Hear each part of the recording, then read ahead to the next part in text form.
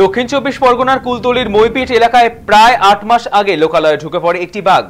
বন দপ্তরের কর্মীরা স্থানীয় কয়েকজন যুবককে সঙ্গে নিয়ে সেই বাঘটিকে জঙ্গলে ফেরানোর চেষ্টা শুরু করেন, কিন্তু সেই দলেই ছিলেন বনকর্মী গণেশ শ্যামল। অভিযানের সময় আতঙ্কে বয়স্ক এক ব্যক্তি সজনে গাছের মগডালে আশ্রয় নেন। পরিস্থিতির গুরুত্ব বুঝে তাকে নিচে নামাতে এগিয়ে যান গণেশ, কিন্তু গাছের আড়ালে অপেক্ষায় থাকা বাঘের উপস্থিতি টের পাননি তিনি। বৃদ্ধকে নামাতে গিয়ে এই বাঘের আক্রমণে গুরুতর জখম হন গণেশ শ্যামল। এই ঘটনায় তার একটি চোখ সম্পূর্ণ অন্ধ হয়ে যায়, আর অন্য চোখের প্রায় ৯০% দৃষ্টি হারান তিনি। অন্ধত্বের সঙ্গে লড়াই করে কর্মক্ষমতা হারিয়ে সম্পূর্ণ নির্ভরশীল স্ত্রীর ওপর, যিনি নদীতে মাছ কাঁকড়া ধরে পরের বাড়িতে কাজ করে কোনো মতে সংসার চালান। দারিদ্রতার জেরে জীবনে আরো সংকটে পড়েছে।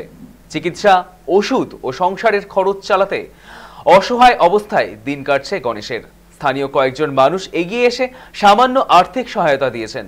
মাসে ১০০০ টাকা দেওয়ার আশ্বাসও মিলেছে, কিন্তু প্রশ্ন, মাত্র ১০০০ টাকায় কিভাবে চলবে তাদের সংসার? অন্ধত্ব, দারিদ্র আর ভবিষ্যতের অনিশ্চয়তার মাঝে স্ত্রীর হাত ধরেই বেঁচে থাকার লড়াই চালিয়ে যাচ্ছেন গণেশ শ্যামল।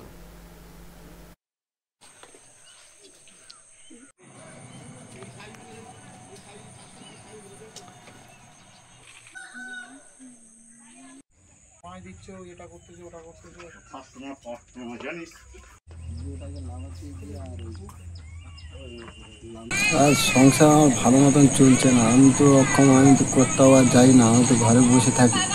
তাই জন্য আমার স্ত্রী ওই সংসার ওই যা মাছ ওই মিনটিন ধরে নিয়ে এসে ওই সংসার চালায়। এখন তো আমার বাড়ির সংসার ঠিক চলে না।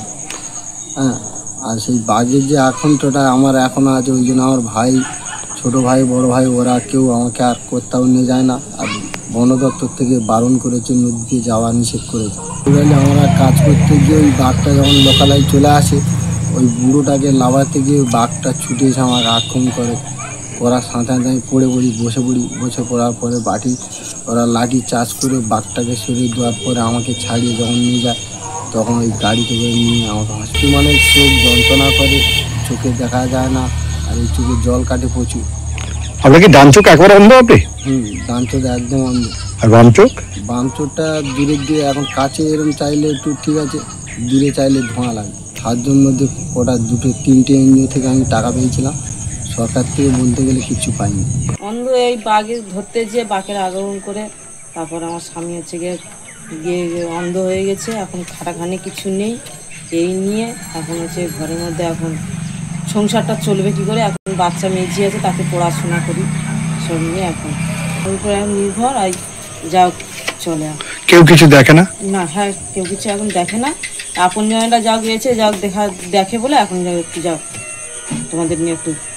ওনার সত্যি অসহায়, উনি ছেলে নেই, ওনার মিসেসের ছোট্ট ছোট্ট ইনকামে উনি মানে বসে থাকেন। তো আমরা সংস্থা থেকে ওনার লাইফ টাইম ১০০০ টাকা করে মাসিক ভাতা করে দিলাম।